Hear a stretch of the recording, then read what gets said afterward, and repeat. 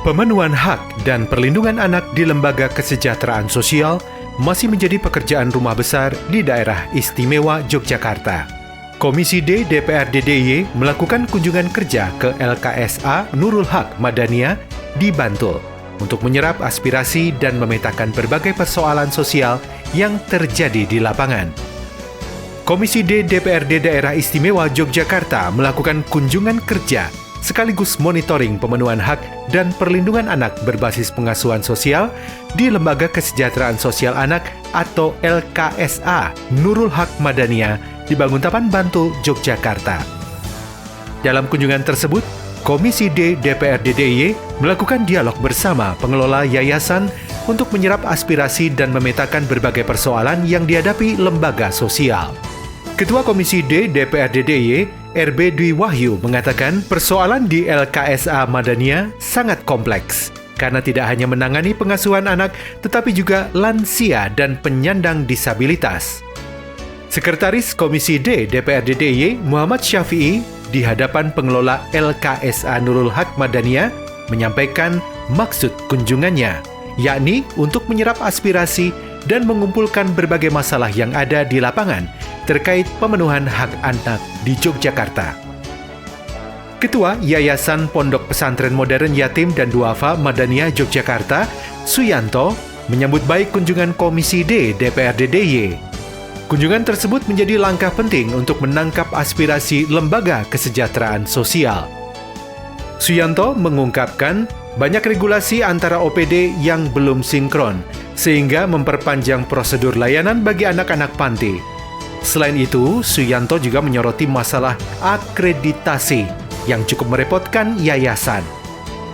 Yayasan Madania saat ini mengelola 273 anak, mulai dari balita hingga lansia termasuk penyandang disabilitas.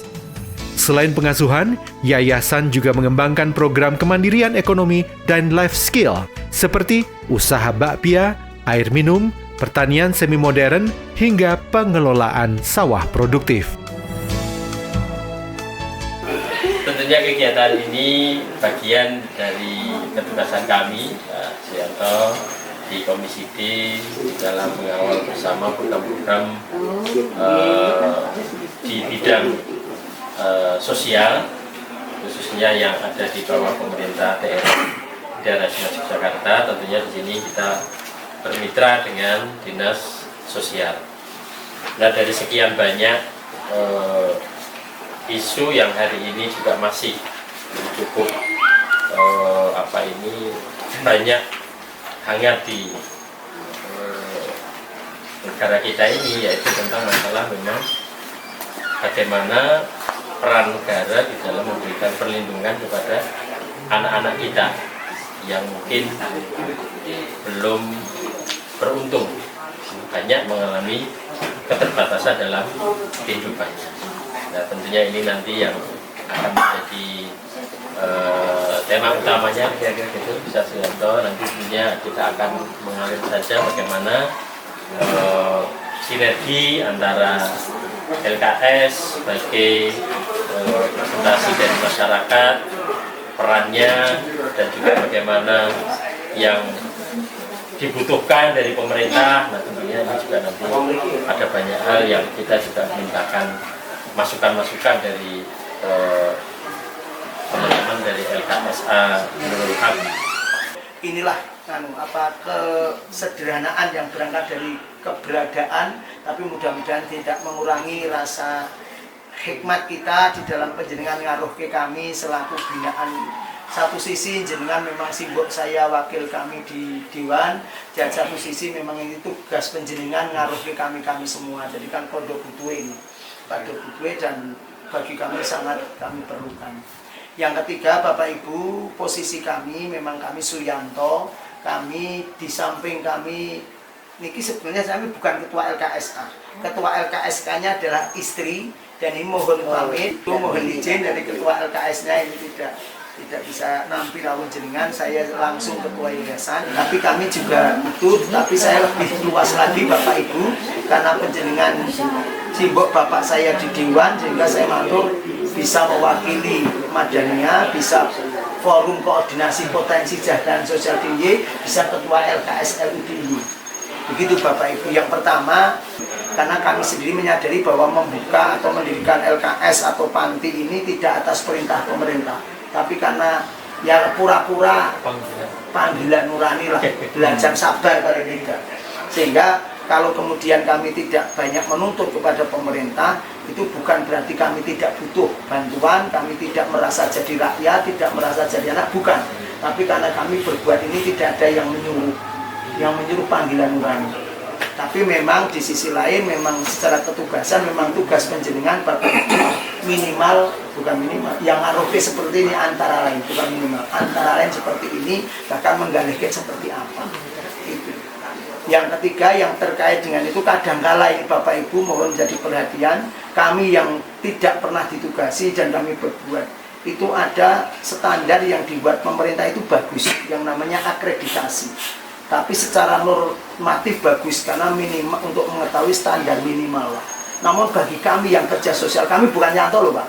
Gerbong saya 43 ya Pak, LKS LUDIY itu yang terdaftar. Itu nyuwun sewu Pak, mikir ke nglayani aja sak kemengnya, isi mikir ke akreditasi. Saya sepakat adanya batasan minimal, apalagi aturan ke depan akan semakin lebih rigid karena demi layanan jangan hanya menjadi kudung mencari dana, itu semakin rigid. Saya setuju Pak. Ning kami lebih setuju lagi bahwa tidak standarisasi itu diambil dari akreditasi, ning dari dikaruhke Pak. Dikaruhke seperti ini Pak. Ini jauh lebih baik. Akreditasi ini maaf kalau mau jujur Pak, mau jujur. BIM salah BIM kabeh Pak. Kalau menghidora turun gaya administrasi. Nah, kerja sosial kalau sekolahan wajar Pak, karena demi mencari murid. Ini kalau kami kerja sosial seperti ini, kok diakreditasi dalam tanda petik, yuk itu jangan. Kenapa? Saya koordinatornya loh Pak. Ya saya ikut mendampingi di sana sini yang mau akreditasi. Jelas itu formalis sekali, mohon maaf. Standar minimal yang diraih tercapai, tapi itu juga BIM salah BIM. Ngarepe kudu ono keran, terus kudu apa mencegah kebakaran, dan itu main golek silian Pak. Ya, gimana lah golek silian, kemudian ngelayani aja berat loh Pak. Nah, juga kami tidak semata-mata matur ini untuk kemudian menuntut bantuan. Ini kami dalam konteks pendidikan atau pelatihan ataupun apalah peningkatan kualitas kapasitas. Nah, peningkatan kami memang butuh Pak.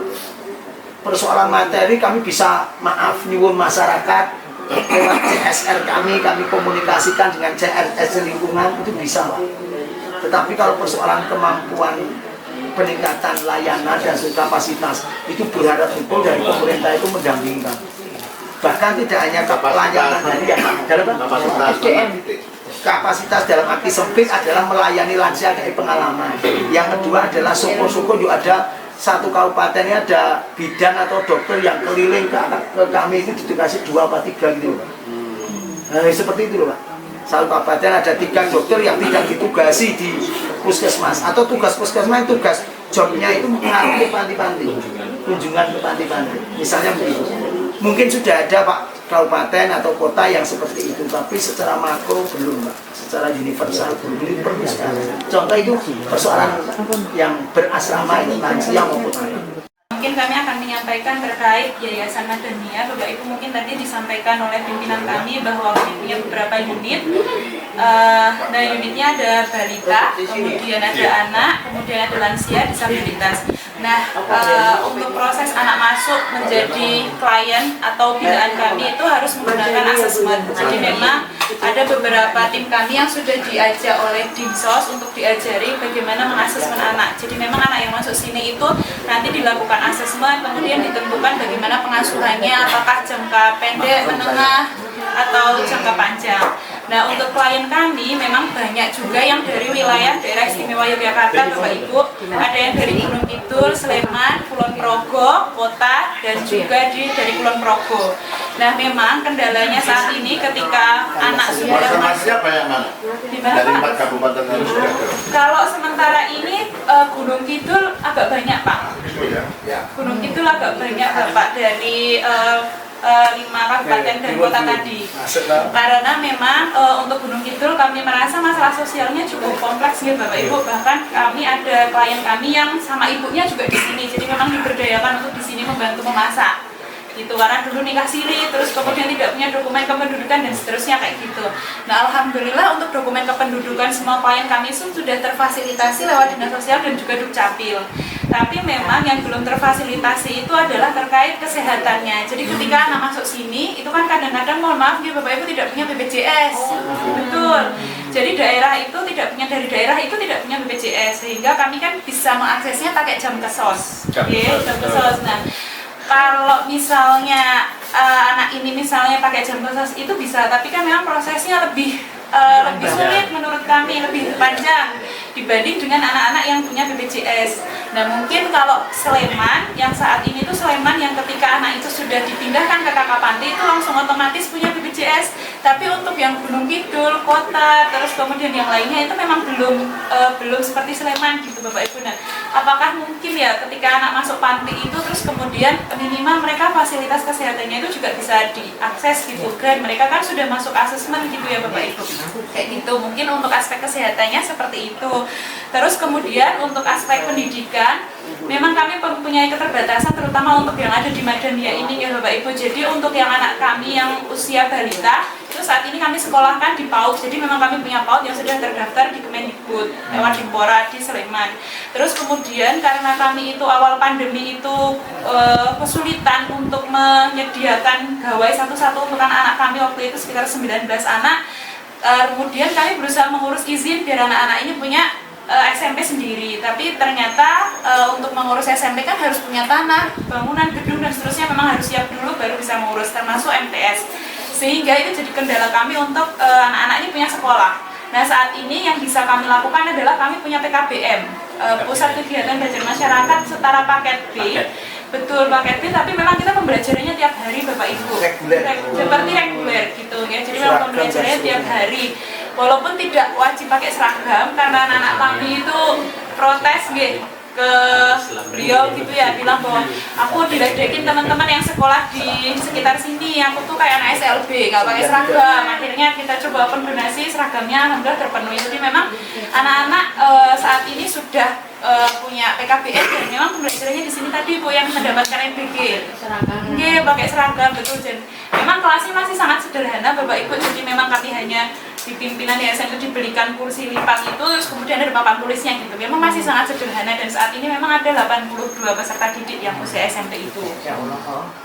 Oke, dan memang masih, tapi memang kami berusaha berusaha berkolaborasi dengan Dimpora untuk mendapatkan akses yang lain gitu ya. Dan alhamdulillah ini dapat smartphone juga dapat kami gitu ya. Tapi memang dicek dulu bagaimana sekolahnya, karena banyak sekali PKBM yang pembelajarannya tidak tiap hari gitu ya Bapak Ibu gitu. Dan kita juga kalau udah bisa PKBM berarti punyanya kabupaten ya? Di bawah kabupaten. Betul Bapak. Gurunya gimana Pak? Nah, kami itu untuk gurunya memang yang meng-hire-nya guru ya ini Pak, memang ya dari luar, masih banyak dari luar, ada juga yang dari sini yang memang sudah kuliahnya selesai gitu, terus kemudian mengurus PKBM. Tapi memang kan kalau untuk PKBM itu tidak seperti sekolah formal ya Bapak Ibu, ada mereka bisa PPG, mereka bisa sertifikasi dan seterusnya. Dan memang belum untuk guru-guru yang di PKBM ini, walaupun kita reguler pembelajarannya tiap hari sama gitu ya, nah itu mereka belum bisa mengakses seperti itu gitu ya, untuk bisa PPG, untuk bisa sertifikasi itu memang belum bisa seperti yang di MA. Kami punya MA. Terus kemudian ketika sudah selesai dari SMP, sebenarnya kami juga punya paket C, tapi paket C kami saat ini baru memfasilitasi peserta didik yang kesulitan untuk ini Pak, untuk dapat akses pendidikan gitu, ada ijazah. Jadi kan tukang kami ada yang dari Gunung Kidul, dulunya belum lulus SMP aja ya, coba kita bantu pembelajarannya, nanti kita kasih LKS, nanti bisa kayak gitu dipantau dan seterusnya kayak gitu. Memang ada sekitar 8 saat ini yang paket C itu dari Gunung Kidul gitu Bapak Ibu. Terus kemudian yang untuk yang kalau misalnya anak-anak yang reguler usia sekolah, kami punya di yayasan ini namanya MA Madrasah Aliyah Madania, dan itu memang di bawah Kemenang. Alhamdulillah sudah artinya sudah cukup baik karena guru-gurunya juga bisa ikut PPG, bisa sertifikasi dan seterusnya. Untuk asrama itu Bapak Ibu mohon maaf, jadi yang punya yayasan hanya ini dan balita masih proses, tapi untuk yang kami yang putri dan lansia itu masih sifatnya dipinjami saat ini, tuh kayak gitu.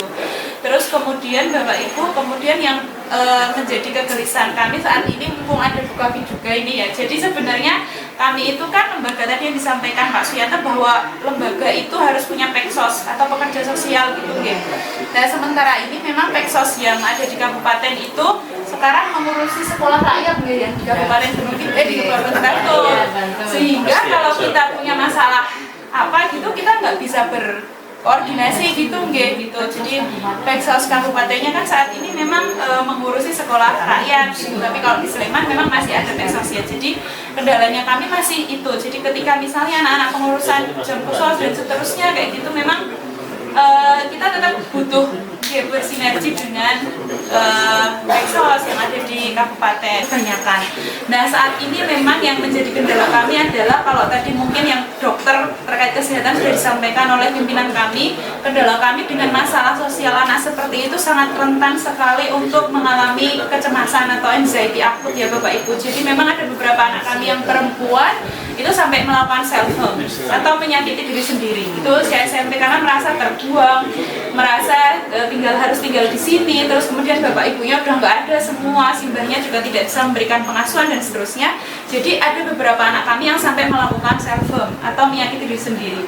Nah untuk proses penanganan anak-anak seperti ini kan kami harus mengakses psikolog ya bapak ibu. Nah dan itu kan juga sangat berbayar gitu, karena kalau misalnya psikolog yang ada di kebetulan kami ikutnya Bangun 83 ini belum ada psikolognya juga. Jadi kami harus lari ke kota. Nah, kota atau Sleman gitu. Dan itu kan memang mengantri sekali ya Bapak Ibu. Prosesnya itu sangat sulit apalagi anak-anak yang tidak punya BPJS tadi. Sehingga kami harus umum. Nah, mungkin kendala kami seperti itu. Saat ini yang kami lakukan baru bisa mengakses ini Bu kerjasama sama Unisa. Semua permasalahan yang ada di LKSA Nurul Haq Madaniyah yang disampaikan pengasuh LKSA Nurul Haq Madaniyah langsung mendapatkan tanggapan dari Dinas Sosial DIY. Tri Susilastuti memberikan tanggapan terkait dengan akses kesehatan dan psikologi bagi anak. Memang kondisinya saat sekarang ini untuk kebutuhan peksos itu sendiri memang masih kurang, tetapi di IPSPI berapa jumlah peksosnya? Di organisasi peksos itu di IPSPI itu kurang lebih ada 60 peksos. Namun peksos di situ sudah memiliki ketugasan pokok di masing-masing lembaga gitu. Jadi ada beberapa itu yang secara rela itu ya Pak, itu mau diberikan ketugasan di LKS ngaten. Jadi karena yang namanya peksos kan tidak setiap, hampir kayak psikolog lah istilahnya, ketika ada hal-hal yang perlu diadvokasi oleh peksos jalan. Tapi kalau tidak ada juga cukup dengan wali asuh yang ada di LKS masing-masing. Itu Bapak terkait dengan peksos. Nah kemudian terkait dengan kebutuhan psikolog, sebenarnya di Dinas Sosial, di Assessment Center atau yang di Camp Assessment itu ada peksos Bapak, ada psikolog. Psikolog itu bisa melayani untuk umum, tapi harus nganter ke di Assessment Center yang tempatnya jadi satu dengan Camp Assessment. Itu ada psikolog yang sudah dibiayai dari APBD-nya Dinas Sosial, ngaten Bapak. Ketua Komisi D DPRD DIY Dwi Wahyu Budiantoro usai diskusi menyampaikan berbagai masalah ditemukan dalam kunjungan Komisi D DPRD DIY. Dwi Wahyu menilai penanganan persoalan di lembaga sosial tidak bisa hanya ditangani Dinas Sosial, namun memerlukan kolaborasi lintas organisasi perangkat daerah. Menurutnya, pemenuhan hak anak beririsan dengan sektor pendidikan, kesehatan, hingga layanan kesehatan mental. Komisi D DPRD DIY berencana menggelar rapat kerja gabungan dengan sejumlah OPD dan puskesmas untuk menyusun langkah penanganan terpadu. Selain itu, Komisi D juga menyoroti pentingnya ketersediaan tentang psikolog bagi anak-anak di panti, mengingat latar belakang mereka yang beragam dan rentan. Bahkan ditemukan kasus anak sekolah dasar yang terjerat pinjaman online demi bermain game. Kesimpulannya tadi ada beberapa kesulitan baik itu secara administrasi maupun cara mengadvokasi persoalan yang ada di yayasan. Maka salah satu langkah kita adalah karena bicara tentang Madania yang di sini adalah panti tidak bisa hanya selesai di panti asuhan, di dinas sosial maksudnya. Tidak bisa selesai hanya di dinas sosial, tapi harus ada kolaborasi dengan OPD yang lain. Kami berniat untuk semacam rapat kerja gabungan. Kalau istilahnya kita adalah rencana aksi daerah, kolaborasi antara OPD 1 dengan OPD yang lain untuk mengadvokasi persoalan. Karena irisannya banyak. Bicara tentang anak didik di sini pasti irisannya di Dikpora. Bicara tentang kesehatan dan sebagainya pasti di dinas kesehatan. Nah, dinas kesehatan juga nanti kita akan undang bersama Puskesmas karena rujukan di sana. Selain itu juga ada keluhan terkait dengan ketersediaan psikolog. Penting sekali karena di sini latar belakangnya itu banyak sekali. Ada yang memang tidak punya ayah ibu, ada yang punya ayah tetapi latar belakang keluarganya nggak baik-baik saja. Bahkan ada juga korban digital. Anak SD sudah pinjol. Untuk apa? Untuk main game, pay letter. Nah, ini menjadi masalah-masalah rumit. Maka hari ini saya kira langkah Komisi D akan segera mengadakan rapat kerja untuk berkolaborasi dengan OPD yang lain untuk menjawab persoalan ini. DPRD DIY berharap kolaborasi lintas sektor dan penyederhanaan regulasi dapat memperkuat layanan sosial sehingga hak-hak anak dan kelompok rentan di lembaga kesejahteraan sosial dapat terpenuhi secara optimal.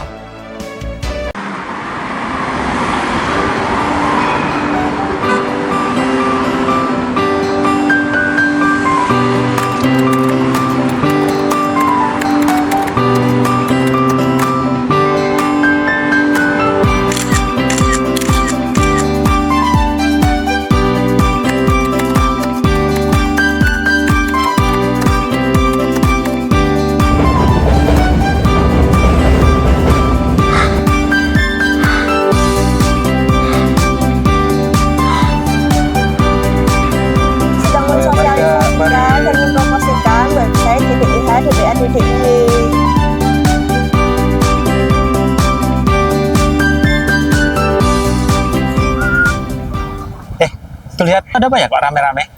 Iya, ada apa ya? Itu lagi ada sales promosi barang atau apa ya? Lihat aja yuk, kayaknya ada diskon deh. Yuk.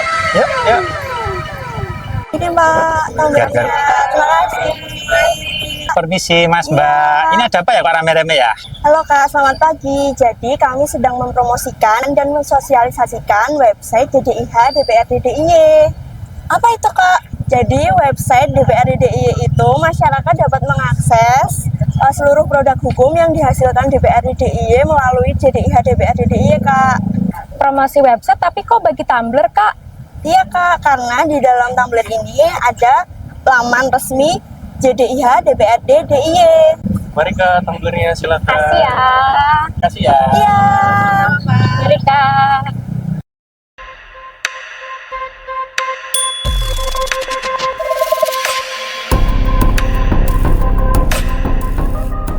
Selain promosinya yang keren, websitenya juga lengkap dan mudah diakses. Ih, mantap. JDIH DPRD DIY, sumber informasi produk hukum yang mudah, cepat, dan terpercaya. Ayo, segera lengkapi literasi digital kita dengan mengakses website JDIH DPRD DIY. JDIH DPRD DIY. Istimewa.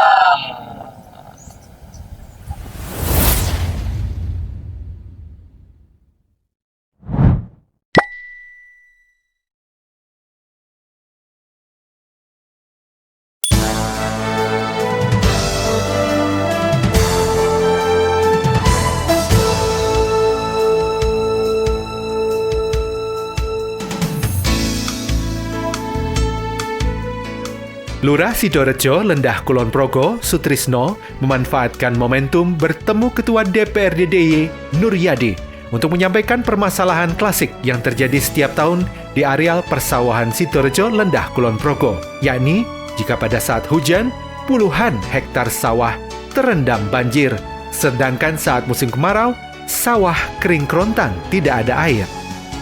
Mendengarkan keluhan dari Lurah Sidorejo, Lendah Kulon Progo tersebut, Ketua DPRD DIY, Nur Yadi, langsung meninjau lokasi sawah yang menjadi langganan banjir. Di lokasi sawah tersebut, Ketua DPRD DIY, Nur Yadi, langsung berkomunikasi dengan OPD terkait untuk segera menyelesaikan masalah banjir di area persawahan Sidorejo, Lendah Kulon Progo. Bahkan, Lurah Sidorejo, Sutrisno, langsung berdialog dengan Kepala Dinas PU ESDM DIY untuk menyampaikan permasalahan. Usai meninjau areal sawah, Lurah Sidorejo mengajak Ketua DPRD DIY, Nur Yadi, bertemu dengan masyarakat Sidorejo dan menyampaikan solusi penanganan banjir tersebut. Yang menjadi permasalahan klasik di Sidorejo, ini kula pun matur kalih Bu Akid di resesnya beliau di Tubin, niku 10 hektaran pertanian padi kami puso, ora kur puso, jan wis klelep nggih, wis ora ketok, wis serata dengan air sekarang. Pak Nur wau beliau pun tindakan mriku langsung ngebel sinten Pak? Kepala PU DIY, Bu Ana. Lah semoga dengan ini nanti bisa terpecahkan. Niku masalah klasik kita. Nek udan kokean banyu, nek ketiga ora duwe banyu. Diharapkan usai ditinjau langsung oleh Ketua DPRD DIY, Nur Yadi, permasalahan banjir di Sidorejo bisa segera ditangani dan banjir tidak lagi terjadi di areal persawahan Sidorejo.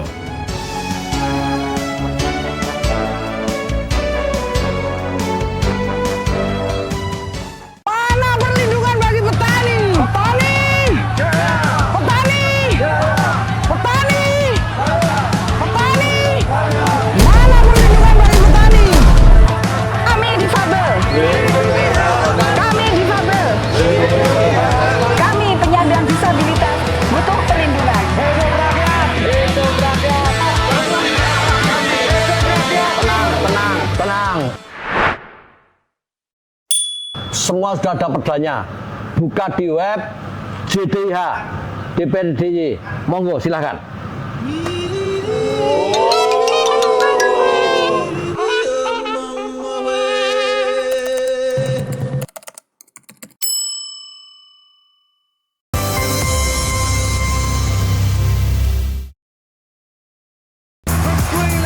Update terbaru dari dunia olahraga terkini dari nasional dan internasional.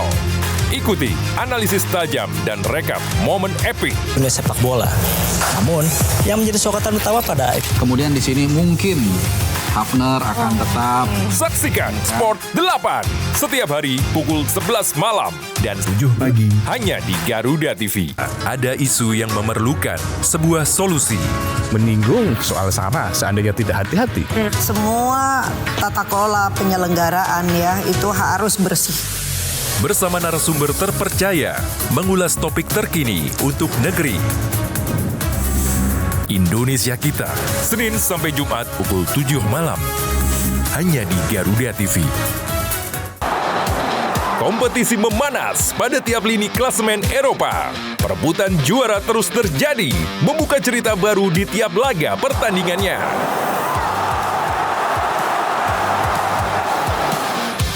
Ikuti selengkapnya dari fakta pertandingan hingga cerita inspiratif para pemain. Kick and Rush, hanya di Garuda TV.